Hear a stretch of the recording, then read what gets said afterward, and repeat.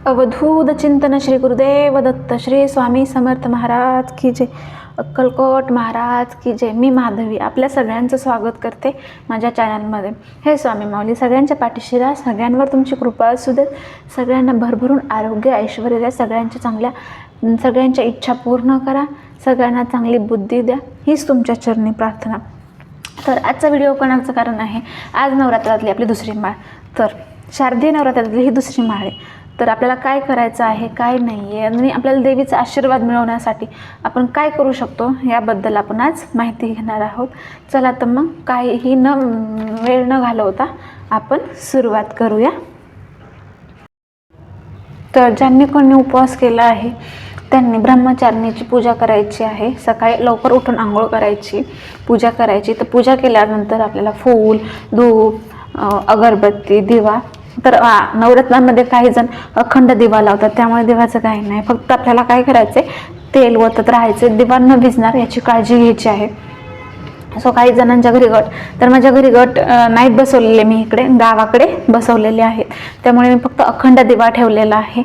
तर तुम्ही पण तसं करू शकता। जर गावी कोणी बसत असेल आणि इकडे तुम्ही शहरात असताल तर फक्त अखंड दिवा ठेवला आणि देवीची मनापासून सेवा केली तरीही चालते। तर कोणी 9 दिवसाचा उपवास करतो, कोणी उठता बसता उपवास करतं। तर ब्रह्मचारिणीचा उपवास केल्यानेही आपल्याला देवी पावते। तर देवी ब्रह्मचारिणीची पूजा केल्याने आपल्याला जीवनात आनंद, सुख, समृद्धी, आरोग्य, ऐश्वर्य मिळतं। सगळ्यात महत्त्वाचं आपल्याला काय आहे, आपल्या मनाला शांती भेटणं। आपण उपवास केल्यानंतर, देवाची पूजा केल्यानंतर आपल्या मनाला शांती भेटते। सो हेच आपल्यासाठी खूप आहे। मग बाकी सगळं देव बघून घेतो, पण आपल्या स्वतःसाठी, आपलं मन प्रसन्न राहण्यासाठी आपण देव करणं हे खूप गरजेचं आहे। मी माझ्या अनुभवाने सांगते, मी जेव्हापासून देवपूजा करायचे फक्त नॉर्मली, पण जेव्हापासून उपवास, उंबऱ्यावरती हळदीचं लेपन आणि प्रत्येक गोष्ट जेव्हापासून करायला लागले तेव्हापासून माझ्या लाईफमध्ये असं वेगळंच हे झालेलं आहे।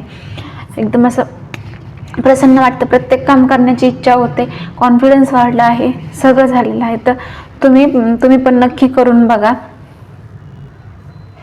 देवी ब्रह्मचारिणीची पूजा केल्याने आणि उपवास झाल्याने ते आपल्याला प्रसन्न होते, ते खूप देवी ब्रह्मचारिणीची पूजा केल्याने आपल्या जीवनात आनंद येतो, सगळ्या दुःखापासून आपली सुटका होते, आपल्या सगळ्या त्रासांपासून आपली सुटका होते। प्रेमळ माता ब्रह्मचारिणी अत्यंत करुणामय आणि दयाळू आहे।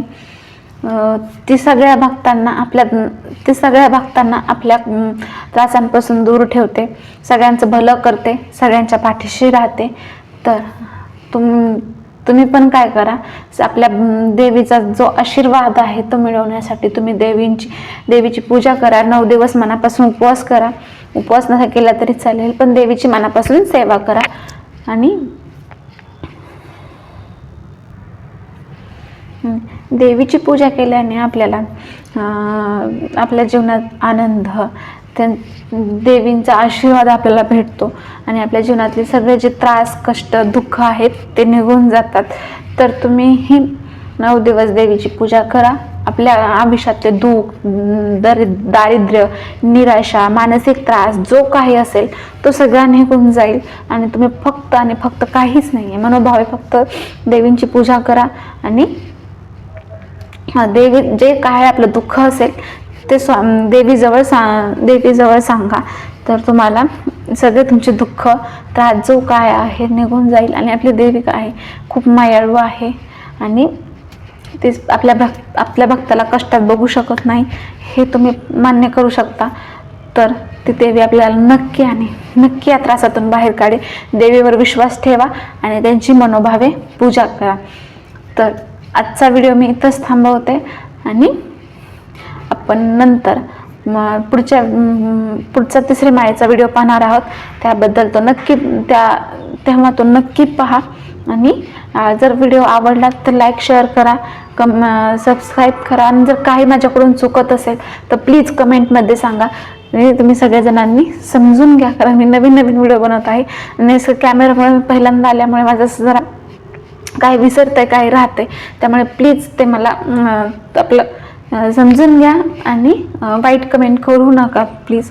आणि धन्यवाद. जेवढी सेवा झाली ती स्वामी चरणी रुजू करते आणि इथेच थांबते. श्री स्वामी समर्थ.